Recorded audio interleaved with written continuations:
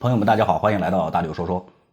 今天我们来聊一下蚂蚁集团被监管约谈和延缓上市的事啊。我们分两个层面上来讲，第一个是明面上的分析，这一块呢，可能大家能得到大量相关的资讯，我们就简单的说一下。第二块呢是深层次的原因，这一块我们重点讲啊。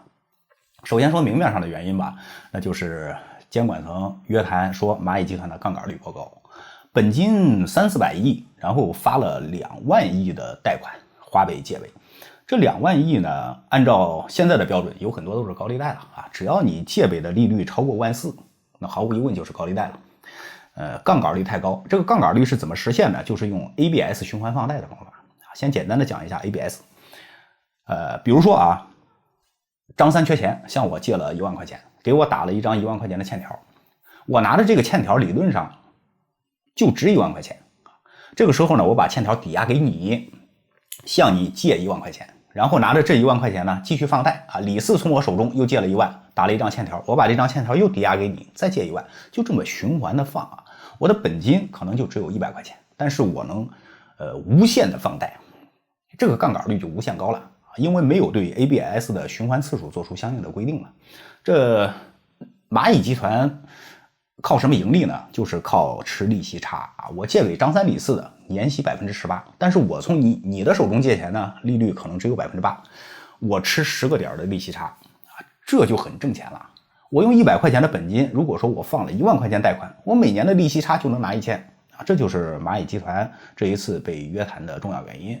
既然被约谈了，而且呢还出台了一个规范民间借贷的规定。民间借贷呢，原则上自然人不能超过30万，而且呢，杠杆率不允许过高。ABS 的循环次数做了规定，说本金不能占到贷款总额的30%，这就会大大的压缩蚂蚁的信贷业务的规模，造成利润的损失。对于说上交所来言呢，蚂蚁集团在招股说明上的一些陈述，有可能会与现实发生改变。针对这种情况呢，上交所延缓上市，这属于一个非常正常的现象啊，这是明面上的原因。接下来我们深度的分析深层次的原因。深层次的原因，我认为呢，就是这一次监管层发现资本开始有了自己的想法和诉求，这种苗头应该说是比较危险的，也比较重要，所以监管层呢出手很迅速，而且手段我认为也是比较厉害的。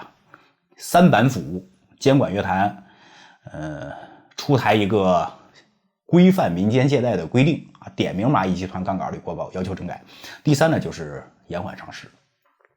资本它有了自己的想法，到底有多严重啊？其实资本的力量是很大的。首先明面上我们能感觉到的，我来举一个例子，那就是演艺圈啊，在演艺圈里边，可以说资本能够90%以上为所欲为。以前咱们国家的演艺圈呢，有一些老戏骨啊，陈道明、姜文，哎呀，这些老艺术家真的没得说，举手投足都是戏啊，那全是靠个人的努力。但是这些年呢，出现了一种现象，叫小鲜肉。小鲜肉颜值很高，但是演戏的时候脸上没有什么表情啊，而且说台词的时候，1、2、3、4、5、6、7、7、6、5、4、3、2、1，你后期配音吧。我怎么感觉水平还不如我呢？你不管在什么场合之下面对镜头，你是背台词也好，还是临场发挥也好，说个10-20分钟，这不是小儿科吗？很简单的事情啊。更何况那是你的工作呀，对吧？对待工作，首先要有一个敬畏的心理。你像我做这个视频啊，我是业余在做，但是如果我这一期感觉没有什么有价值的内容输出的话，那我就停更啊，宁肯不做，我也要对得起看我视频的粉丝朋友们，这是一种内心的敬畏。当然我不是说针对哪些小鲜肉啊，我是指这么一种现象。回过头来，小鲜肉为什么能火？咱为什么火不了？首先我肯定是不如小鲜肉啊，咱们人长得就磕碜，没有小鲜肉好看。但是长得好看的年轻人很多呀，你到街上走一走，到大学校园里边看一看，颜值很好，而且个人能力很素质也非常高的年轻人一抓一大把。为什么他们不红呢？原因就是2个字：资本。资本愿意捧谁，谁就是红啊，这是资本在明面上的力量，演艺圈里边看的比较明显而已。资本在暗地里的力量，那就很可怕了，有很多事情就不好说了。咱们举一个例子，韩国财阀，有兴趣的朋友可以网上搜一下韩国财阀的故事啊。韩国总统按道理应该是第1号的人物了，但是民间有一种说法很有意思啊，韩国总统在韩国只能排到第6位，前5位是谁呢？韩国的5大财阀。三星集团在韩国是能凌驾于法律之上的，这是事实。所以说资本有了自己的想法呀，这个很危险。如果说想法是好的，那肯定是求之不得，对吧？能够有利于国家和人民嘛。但如果想法是坏的呢，仅仅是有利于自身的利益而有损于国家利益和人民福祉，那就很危险。当然这种情况啊，在中国是不可能发生的。有一种说法是美国前50个最有钱的人就能够左右美国的国家政策，这是事实，对吧？大不了下一届总统选举，我可劲儿的给某个竞选人捐钱就行了，只要钱多，大概率他能赢。但是在中国，前5000个有钱人，你也休想左右国家政策。虽然这么说呢，但是资本有想法确实是一个需要提前控制的一个事情啊。有了苗头要往好的方向引，坏的苗头要及时制止。资本最好的是要掌握在国家手里，民间的资本最好要服从国家的监管，听国家的话。咱们举一个例子啊，中国烟草。中国烟草这个资本够雄厚了吧？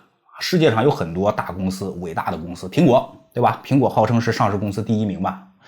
现在有了一个沙特阿美，但是苹果公司跟中国烟草一比，那就是个小弟弟了。你像中国烟草这么强大的资本，我们什么时候听说过中国烟草发一个声明啊？我想怎么样，我认为怎么样，你什么都别想啊，有什么怎么样的，好好生产就行了。这就是资本掌控在国家手里，他不会作妖。所以这是深层次的原因呢。有些人就说了，诱发的原因就是上海外滩金融峰会马云的一番讲话。